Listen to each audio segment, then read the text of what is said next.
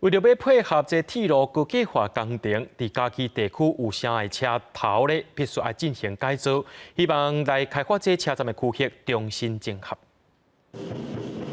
31载时，交通部铁路局伫嘉义车站边仔举办动土典礼。除了嘉义火车站、甲嘉北车站要开始进行高架化的工程，已经裁撤19档的北回归线车站，嘛宣布要来复站。铁道局来配合嘉义市政府，还有这个台铁局来进行整体的车站的一个规划，把交通做一个整合，进行都市计划的一个更新。另外，文化的很重要，也要跟它保留下来。19年到现在复站的结果啊，会带动地区的一个新的发展，那也让大家来享受这个景观。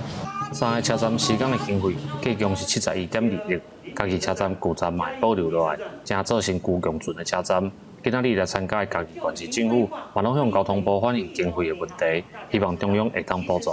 嘉义市的铁路高架化，嘉义市零负担，这是中央对嘉义市民的承诺。所以嘉义市民也是希望中央会当兑现承诺。铁路高架后所带来嘉义市的这个改变，呢，我相信对于都市的发展、民众的生活都会有很大的影响。交通部另外阁指出，嘉义县太保的高铁甲嘉义市火车站连接的轻轨，当初已经有规划路线，未来就是爱看嘉义县市民众使用大众运输的情况，会偷偷来调整甲建设。